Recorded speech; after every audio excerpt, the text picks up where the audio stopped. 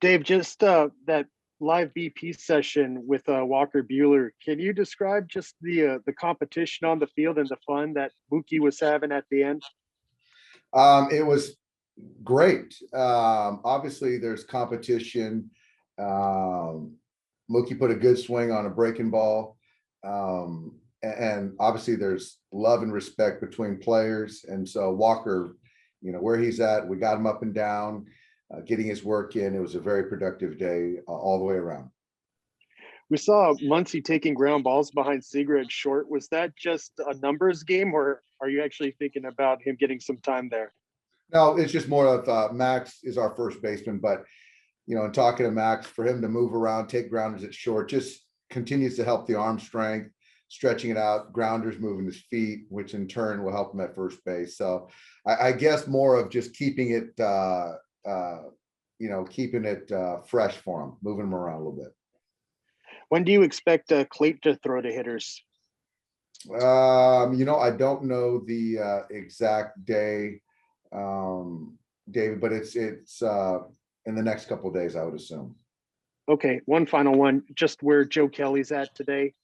Yeah, Joe was a little under the weather last night, so just precaution to come in, get some medication, take a test, and then get back home to get some rest. And I expect him to be back tomorrow. Are you concerned how far behind he's getting? If it were a starter, certainly. As a reliever, a veteran pitcher, not as much, but certainly, we haven't had that buildup or that consistency yet from Joe. But hopefully he can come back tomorrow and continue that throwing program he's on. Thanks, Dave. Yep. Next question is from Jorge Castillo. Go ahead.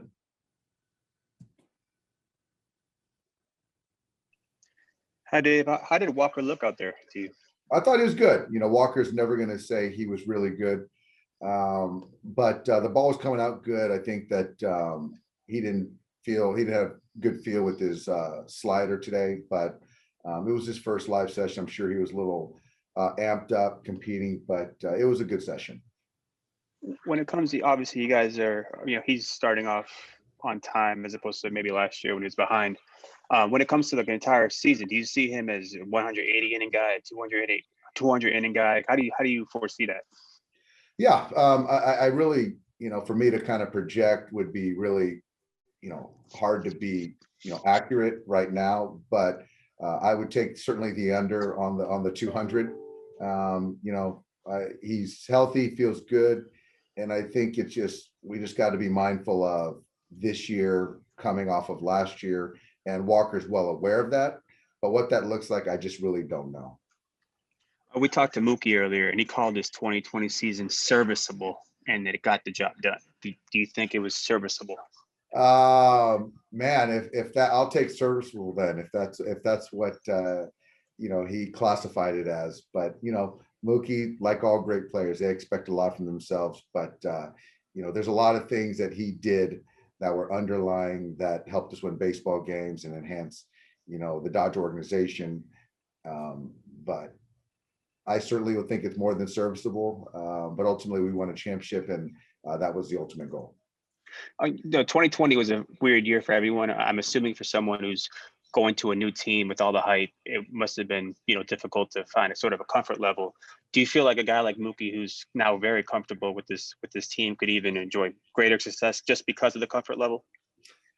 Yeah, and I do. I do. I think that one thing that you can say is that his comfort level now versus a year ago today is considerably better. I don't know how to project that, as far as statistics, but if a player is in a good headspace and the comfort levels there, certainly bodes well. But yeah, last spring training, then we had the stop. Then I think 2.0 of spring, he felt much better. And then, for us to come to an agreement on an extension or a contract, I think that gave him peace of mind also and showed the long-term investment. So with that, Mookie's in a fantastic place right now. And we've seen Chris Taylor take some ground balls at third base. He said earlier in the week that he was going to play more third base this season. What does that mean for second base? How do you see that playing out?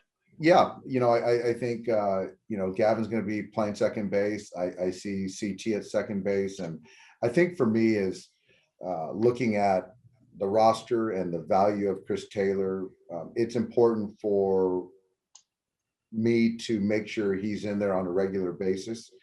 And he's made it clear that it doesn't really matter where he plays. And so to have Justin there, to have Eddie Rios, and then to know that CT feels comfortable over there at third base at times, if need be, I think it's good for everyone.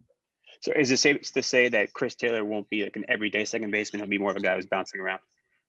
Yeah, I think that's fair. I think that, CT's ability to move around the diamond, willingness, and also having done that, I think is best for the Dodgers. And also when you have the buy-in from the player, certainly makes it that much, puts us in an even better spot.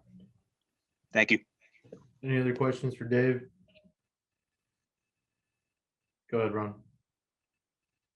Hey, Dave. Bruzdar obviously had a great year for you guys last year and was super productive. What's kind of the next step for him as he tries to, I don't know, maybe miss more bats this year or whatever it may be? What do you see as the next step for him?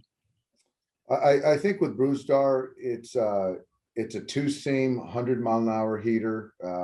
It's a breaking ball that he started to get more comfortable throwing to the lefty, and the ability to consistently continue to develop the breaking ball to shorten it when he needs to, when he gets count leverage against the righty. That's the goal. And so right now he's working very hard each day kind of on that.